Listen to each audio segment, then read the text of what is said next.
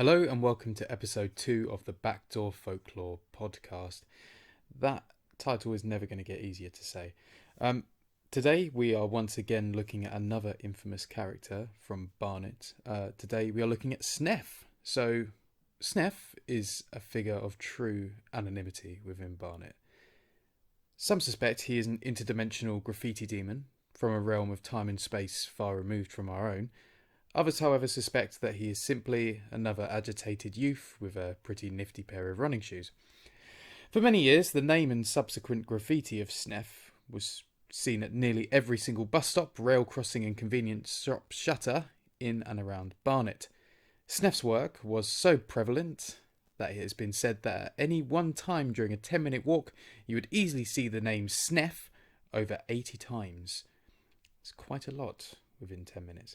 Having said all this, and told you of SNEF's prolific graffiti getabouts, it seems truly bizarre that SNEF would never have been spotted or seen, wouldn't you think?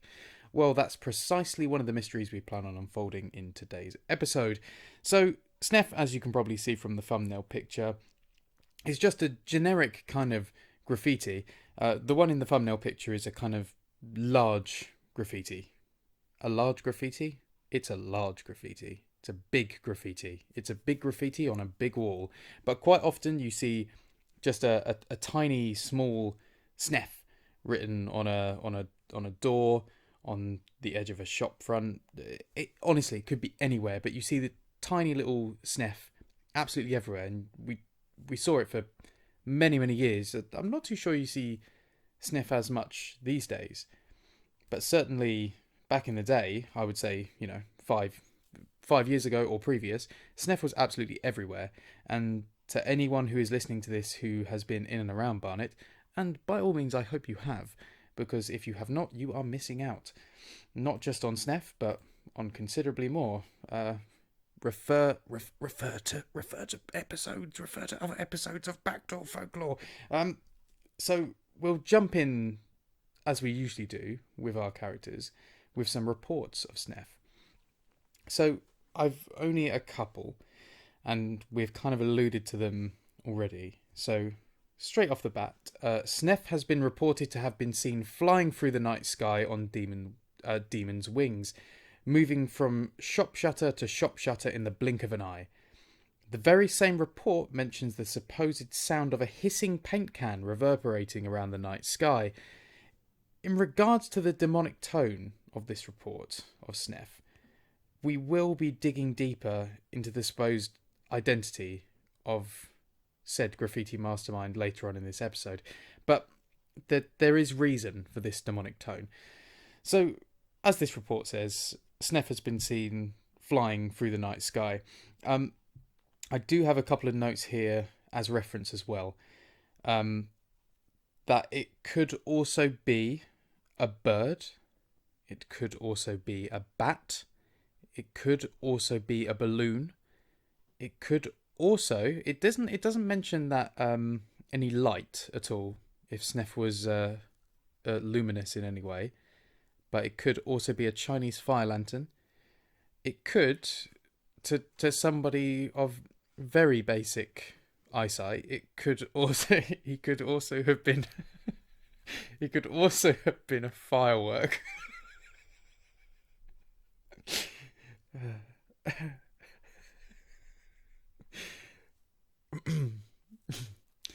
the hissing paint can, which is a sound we can all hear if we put it to our mind. The sound of a hissing paint can, and said graffiti that comes with the sound. That is odd that sound would be heard during while seeing a kind of flying creature, or a potential demon, or a potential person flying through the sky. So that is odd. I will give this report that, and that does work in the favour of making sure that SNEF has been identified properly as the demonic graffiti demon that it is. I will move swiftly on to my next report, simply because this first report does linking to one of our later sections. Bloody hell, can you hear the dog drinking? That is the loudest sound I've ever heard in my life. And he decides to carry on. Fantastic. I'll just work through it. It's the most distracting thing ever. Yes, like I say, I will get back to the whole demonic aspect of that report, but I want to go into another report now so I can tie in with that first report later. So our second report says that SNEF has also reportedly been seen running from the scene of a huge graffiti sprawl after having been caught in the act by the police. Oh dear. Due to the Barnet police force having no access to cars or roadworthy vehicles and therefore having to chase a small hooded youth on a penny farthing, the pursuit did go on for some time. The real mystery is the fact that when he was cornered and spun around by the shoulder by the police, the hooded youth had no face at all. Ooh. The hood lay empty, as if being played by Kevin Bacon in Hollow Man. When the police officer garnered the courage to say something, the hoodie, Adidas tracksuit bottoms, and undersized Reebok classics all slumped to the ground, as if nobody ever inhabited them. Wow. Now that is very spooky. That's perhaps the spookiest thing I've heard all night. And that's saying something. Blimey. So, just to carry on where that ended, when I picture the hoodie, the Adidas tracksuit bottoms, and the undersized Reebok classics all slumping to the ground, I'm instantly put to mind of Ben Kenobi being struck down by Darth Vader in A New Hope. And I've always found that scene kind of odd, even when I was young, watching A New Hope for kind of the first time. That I appreciate that, number one, you couldn't see Ben Kenobi sliced in half for many reasons in A New Hope. But I always did find it odd that he kind of wallops him with his lightsaber, Darth Vader I'm talking about, and then it just kind of like he just becomes a pile of laundry, which still to this day strikes me as quite bizarre. Anyway, that's what it puts me in mind of. So we've got a lot to work with here. Number one, we need to call out the Barnet Police Force. I mean, I've been an advocate for the Barnet Police Force having a slightly larger budget, because not only is it ineffective to have such an underpaid police force in such a huge borough of London. Barnet is quite a big borough. Riding around on penny farthings, it's very ineffective in combating crime, but also it's too comical to be taken seriously by criminals. And it's a serious issue that we're having in Barnet, which has gone on for some time now. So I think this report does bring about a very key point, which is that a car or two wouldn't go amiss for the police. It also does bring about the point that the penny farthing is a redundant bit of transportation for many reasons. Certainly for anybody who could pursue kind of graffiti demons from beyond space and time. So, from what we've heard in the first report, it's supposed that SNEF could be kind of a flying demon. So almost the demon you would imagine when you actually think of the word demon, a kind of large, grotesque-looking winged abomination. But in this second report, we're getting a kind of, invisible ghoul dressed in, clothing bought from Sports Direct. I suppose demons do come in many forms, and there's always the potential that it's a shape-shifting demon. But it is quite a conflicting report to the first one, and that's something to note, is that I suppose it's a theme of SNEF. It's that there's so little which is actually known about SNEF, and SNEF is such an in-depth mystery of Barnet that it's quite hard to actually pin an identification onto him, because there's just, well, what have you got to work with? You've got a huge flying, demon entity on one hand, and you've got a 5'2" Kevin Bacon on the other. Where'd you go? What'd you do? I think we'll move on from the initial reports, because the next section is the section where I really want to get into the meat about SNEF. And this is about his identity. And obviously this is what we've been alluding to quite a lot in the reports. But I really want to get into this. So I have two kind of, they're not reports, but I have two things to go over with the identity of SNEF. Firstly, okay, this is a good one. SNEF is reportedly meant to be the human embodiment of Abaddon the Destroyer, the infernal Hebrew archangel of the abyss. Although we would have thought that Abaddon would have brought about destruction in the form of death, gore, and the opening of the great maw of the abyss, it turns out that the greatest evil Abaddon could perform upon this earth is the immeasurable defacing of shop shutters, bus stops, and alleyway walls. Now, Abaddon, which I'm going to talk about now, I have Wikipedia armed and ready, so I will go over Abaddon very shortly. But this is one that I find intriguing, because in every artistic depiction of Abaddon you see, it is the typical winged demon with the kind of humanoid body. It's all, Abaddon seems an archetypal demon, which does fit in with the initial report that we did have about seeing a large winged demonic creature in the night sky whilst hearing the hissing of a paint can. So as long as said demon has a paint can upon his person, or can somehow recreate the sound of a paint can, or perhaps is just, mindlessly graffitiing, this does add up. And this to me is both shocking in terms of its revelation and its clarity. So I'll talk about Abaddon now, just so we've got a little bit of background. And keep it in mind, I'm reading direct from Wikipedia, so not only is this misspelt, but it's also absolutely true.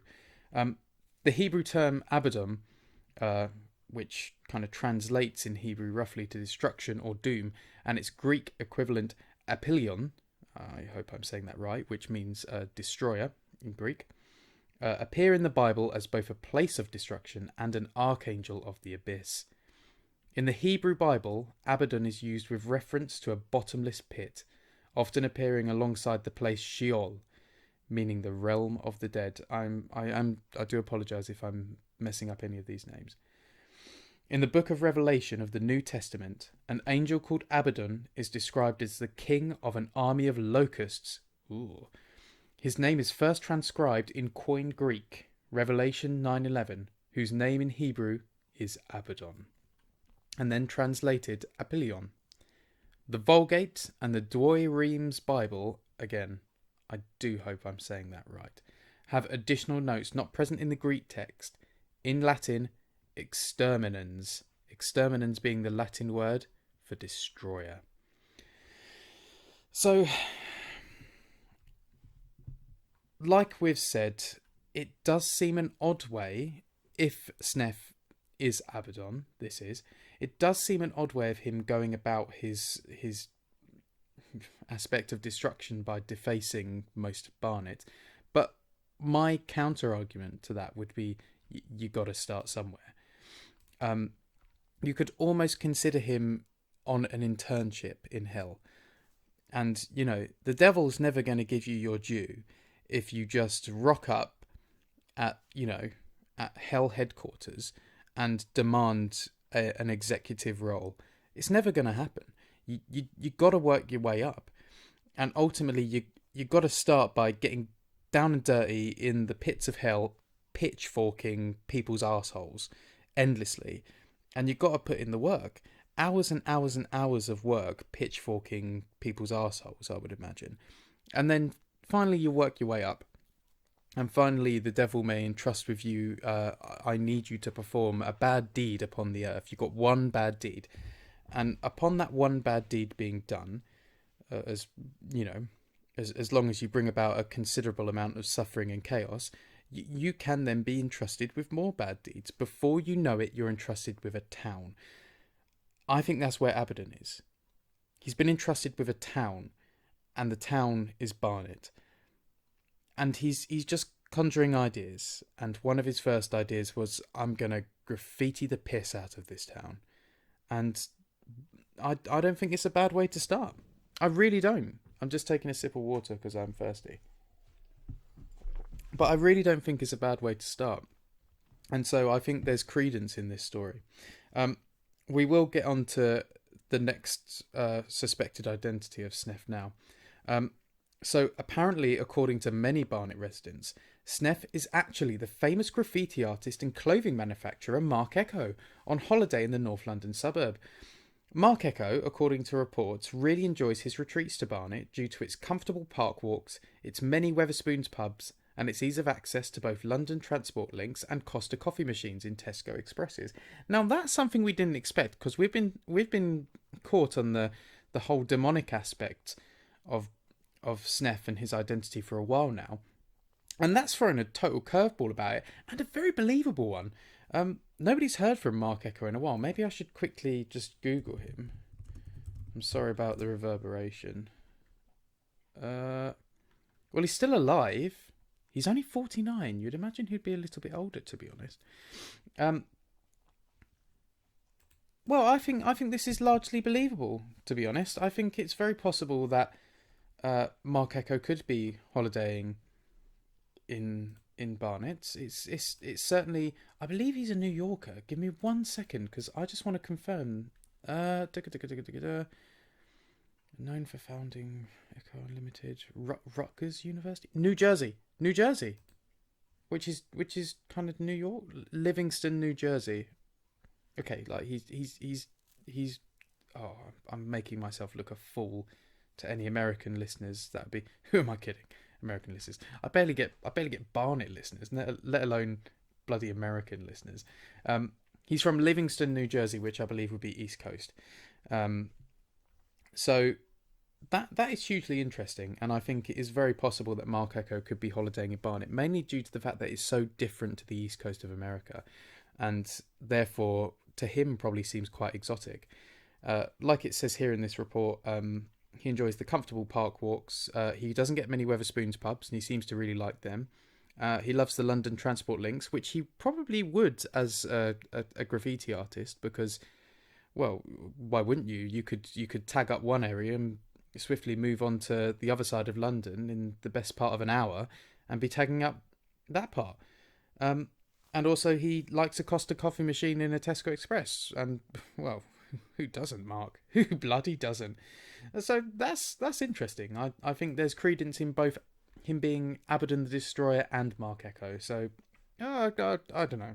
Toss up between the two. I think I don't know if we're going to get to any real conclusions with that, but I like them both as theories. So we've come to the point in the podcast where I like to break up the talk about the subject matter and get into a fact about Barnet. So today's fact about Barnet is that Barnet boasts one of the most infamous public battles to the death of any recorded town or city. The battle took place in August 1988 between a Prince lookalike and a Michael Jackson lookalike by the grounds of High Barnet Church. The subsequent result of the battle, and in turn the death of the Prince lookalike, resulted in house prices soaring rapidly for the next 6 months, Michael Jackson record sales increasing tenfold in Barnet, and finally a steady climb in the support of the abolition of public death matches in Barnet, which finally garnered enough support to become a reality in 2006. Fascinating fact. Not only is there a Prince and a Michael Jackson lookalike in Barnet, they then decided to have a battle to the death, and that in turn had a huge fluctuation on Barnet's economy, and then resulted in a complete abolition of public death matches becoming a reality in 2006. The gap between 1988 and 2006 is quite massive, actually. It took quite a long time to not have Prince's the Prince lookalike's death in vain. But luckily it wasn't, so all good. Very good news. We'll jump back to SNEF now, and on the subject of jumping back to SNEF now, we are going to talk about where is SNEF now. So SNEF has been reported and has had multiple confirmed sightings in multiple British towns since his initial burst of creativity in Barnet. Towns such as Cockermouth, Mudchute, and Rotten End have all had confirmed graffiti from SNEF. Oh my god, that is fascinating. During this time, however, SNEF has continued to remain active around Barnet. Wow. It's interesting that he would go for towns such as Cockermouth, Mudchute, and Rotten End, because they're all in such different locations around the country, and for the fact that he seems to remain active in Barnet during his supposed what's the right word? Well, his supposed start in places like Cockermouth, Mudchute, and Rotten End. It does give credence to the whole interdimensional demon thing, because, well, name me a mortal that can be in two places at once. I haven't met him, and I certainly can't. So it's possible that if he is the interdimensional demon that we think he may be, then it is possible that he is kind of all over Britain at any one time, which gives credence to where he is then, or where he is now in that statement. Another statement here says, according to Barnet residents reporting from the afterlife, SNEF, or Abaddon as he's known in those parts, has been seen on multiple occasions frequenting the seventh circle of hell. So, to those not in the know, the seventh circle of hell is that of violence, and is reported to have the best B&Bs, fantastic wildlife, and the most scenic views of all the circles of hell. Judging by this, it would be easier to assume that SNEF has taken a very prolonged holiday away from Barnet. Oh, again, this is so plausible. And the fact that, like I said right at the start of the podcast, that SNEF, although in many ways is still active, it's not nearly what it was. And 5 or 10 years past, SNEF was far more prevalent in the community. And so if he has gone on this very prolonged holiday, and I would imagine time works differently in hell, so where he may consider having a week off in hell, it could potentially be 6 months, a year, 5 years, 10 years in the earth realm. So it is possible that he's just decided to holiday in the seventh circle of hell for a slightly prolonged time, which has had an impact on his work in Barnet, which is a great shame to us as Barnet residents, but also I hope he's having a good time. So those are two possible places where SNEF is now, or two possible scenarios where SNEF has found himself now. Both very interesting, both very viable, both again linked to the demonic aspect of SNEF. And realistically, it's only been the kind of Mark Echo which hasn't linked to some sort of supernatural or demonic aspect. So certainly the evidence which is amounted points to him being demonic. So I would suppose just by sheer quantity, we have to take into consideration that we're talking about a demon here. So as usual, to end the show, and I'm just going to quickly have another sip of water before I carry on. So quickly to end the show, we have our emails from Barnet residents specifically about SNEF. So I've been sent in 7 emails, but I'm going to read from 3 randomly selected ones. So the first one I'm going to go to is here. So we've got Lauren Cooper. And Lauren Cooper says, hey there, Tom. It's lovely listening to your show. Big fan and really loved your episode on the Barnet Vampire. Oh, thank you, Lauren. SNEF decorated my living room during lockdown 2020. His rate was reasonable, his work exceptional, and his manner professional. However, he did steal my husband's soul without consent after payment was sent. Blimey. Well, first of all, Lauren, thank you very much for commenting on the show and saying you're a fan. It's fantastic to know that you're listening. the only thing I would say is that during lockdown 2020, although there were many tradesmen out and about working, it was there was a, I would say the larger percentage of them were probably demonic, simply because it was such a fantastic time to reap the souls of innocents. And I'm so sorry to say that I just think your husband is a statistic now. He's just a sad. It's a very, very sad scenario, and I from the depth of my heart, I'm terribly sorry. Um, you know, there's a reason his art should remain outside and not inside. I do hope you're doing well, Lauren. I'll jump to another email. This one's anonymous, and it's straight off the bat. This anonymous email says, I have seen SNEF multiple times near the Barnet Everyman Theatre. He often is seen around the back of the cinema in the car park, adding to an already elaborate graffiti mural. I heard the mural is the beginning works of a gateway to hell, in which after its completion, spawn from the underworld will quickly inhabit Barnet, enslaving its populace and sharply reducing its sales of special brew. Well, that's a utterly terrifying email, and if it is supposedly going to happen, then it's an utterly terrifying premonition, or an utterly terrifying warning to us all, especially us residents of Barnet. Not only is it terrifying because it would be absolutely awful to have Barnet overrun by the spawn of hell, but also a huge impact on special brew and the sales of special brew in Barnet, which is a very, very popular beverage around here. So I suppose realistically we've got to go round the back of the Everyman Theatre and check that this mural isn't getting done, or we've got to slap some white Sandtex on it and make sure that it gets covered up. Last email now before we finish the show, and it is from Drew Sharp. Drew Sharp says, SNEF is my dog. He often has a plotting look in his eye and fairly often smells like paint.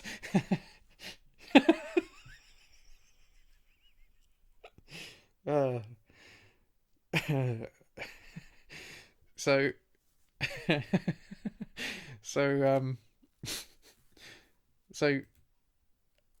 a great, probably my favourite email that I've ever received in my life. So Drew Sharp's dog has a plotting look in his eye and often smells like paint. I have to admit, both things add up to, both things can be considered him being SNEF. I do see where you're coming from, Drew. But the one thing I would counteract that argument with is the dog's plotting look is probably that of suspicion towards you rather than plotting. And him smelling like paint, I would get him to the vets immediately. Because that is not normal. Dogs smell of many things, but paint is rarely one of them. Again, you may argue that is because he is SNEF. I may argue that is because he probably has an awful health condition. And I do hope he's well, your dog. He sounds absolutely smashing, and I would love to meet him sometime. So that brings us to the end of this episode.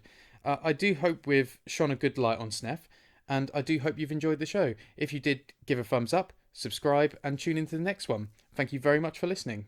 See you later.